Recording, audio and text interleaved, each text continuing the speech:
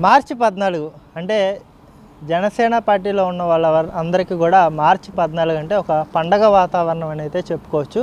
ఎందుకంటే మార్చి 14న జనసేన పార్టీ ఆవిర్భావ దినోత్సవంగా జనసేన పార్టీ నాయకులు కార్యకర్తలు ఊరు వాడ కదిలి ఘనంగా ఆవిర్భావ దినోత్సవ వేడుకలు అయితే జరుపుకుంటారు. అయితే మార్చి 14ను పురస్కరించుకొని ఈ రోజున మనతో మాట్లాడేందుకు జనసేన పార్టీ నాయకులు బాడిత శంకర్ గారు అయితే ఉన్నారు. ఆయనతో మాట్లాడి కొన్ని ప్రశ్నలకి సమాధానం రాబట్టే ప్రయత్నం అయితే చేద్దాం.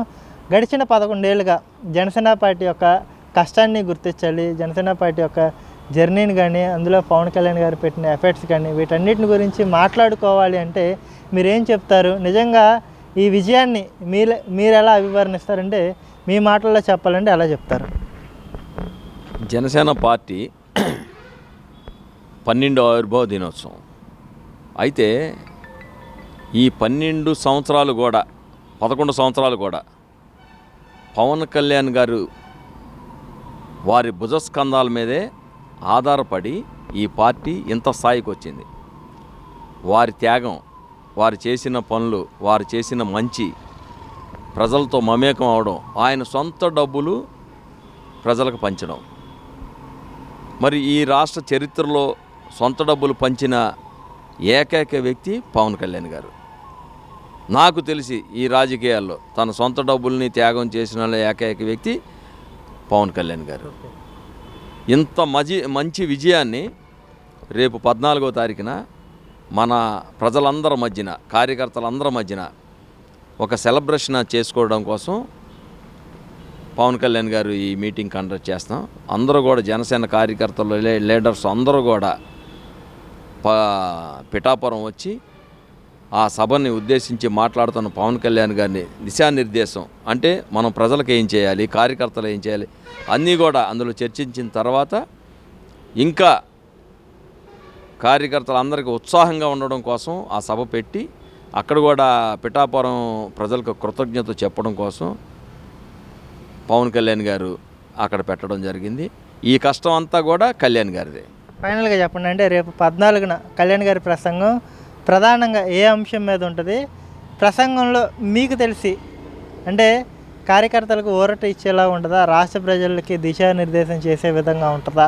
ఈ రెండు అంశాలు బేరే చేసుకుంటే ఏది ఎక్కువ శాతం ఉంటుంది అంటే మీ 6th సెన్స్ ప్రకారం మీకేమనిపిస్తుంది అంటే మీరేం చెప్తారు? కార్యకర్తల్ని క్రమశిక్షణగా ఉండాలనేది ఆయన నినాదం. ఇది ఖచ్చితంగా ఉంటుంది. ఎవరు కూడా ఏది కూడా ఉద్దేశపూర్వకంగా చేయకుండా క్రమశిక్షణగా ఉండి అందరికీ న్యాయం జరుగుద్ది అనేది కళ్యాణ్ గారి ఆలోచన. అదే రేపు మీటింగ్లో కూడా ఉంటుంది. అలాగే ఈ రాష్ట్ర ప్రజలకు ఏమి కావాలి, మనం ఏం చేయాలి, ఏం చెప్పాం, మాట నిలువబెట్టుకోవాలి, దాని గురించి మనం ఏమైనా చేయాలి.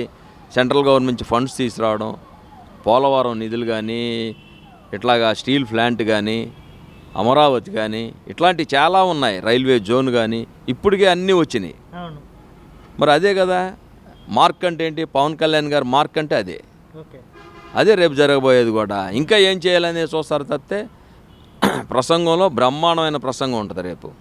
అందరూ కూడా రేపు టీవీల దగ్గర వీక్షిస్తున్నారా కళ్యాణ్ గారు, లేకపోతే చేతల్లో కూడా అది ఆచరణాత్మకంగా అమలు చేసే పరిస్థితి ఉంటుంది? మరి పోలవరానికి నిధులు వచ్చినాయి, ఎలా వచ్చినాయి? రైల్వే జోన్ ఎలాగొచ్చింది? అమరావతికి నిధులు ఎలా వచ్చినాయి?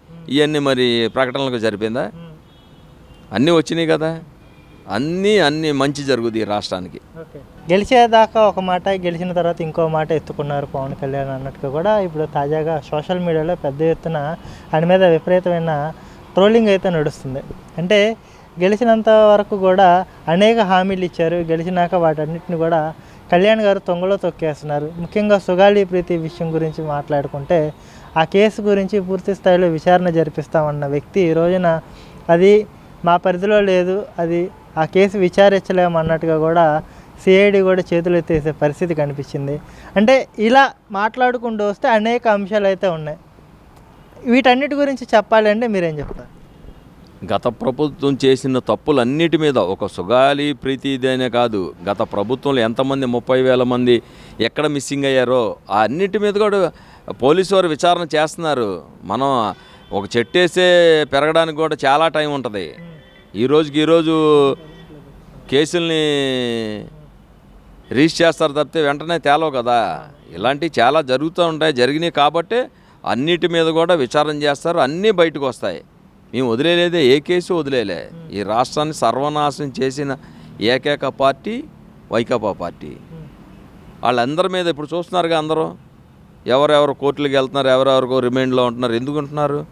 తప్పు చేశారు కాబట్టి ఉంటున్నారు. అలాగే ఆ అమ్మాయి మీద జరిగిన దాడిని కూడా విచారణ చేసి పట్టుకుంటారు ఎట్టి పరిస్థితుల్లో. అంటే గెలవక ముందు అన్ని మతాల గురించి చాలా విస్తృత ప్రచారం చేసిన వ్యక్తి ఈ రోజున ఒక సనాతన ధర్మానికి మాత్రమే పరిమితం అయ్యాడు పవన్ కళ్యాణ్ అన్నట్టుగా కొన్ని వర్గాలు చర్చించడం, కొన్ని వర్గాలు కూడా పవన్ కళ్యాణ్ గారి రియాలిటీ ఏంటో ఆయన దీక్ష తీసుకోవడం, సనాతన ధర్మం గురించి ప్రస్తావించిన తర్వాత బయట పడిపోయింది అన్నట్టుగా కూడా కొంత నెగిటివిటీని ఆయనకి మూటగట్టే ప్రయత్నం చేస్తున్నారు.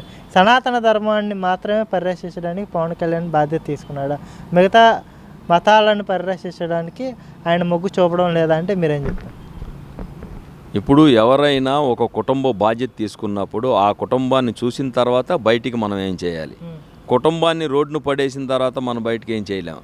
అలాగే తన మతాన్ని, హిందూ మతాన్ని, సనాతన ధర్మాన్ని ముందు మనం పాటిస్తే తర్వాత మతాలకు మనం ఏమైనా చేయొచ్చు.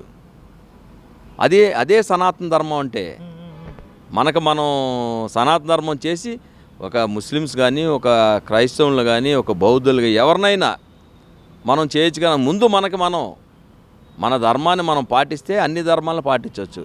ఎవరో తెలియని మిడిమిడి జ్ఞానం వాళ్ళు చేసే మాటలు, వాళ్ళు చెప్పేవన్నీ కూడా.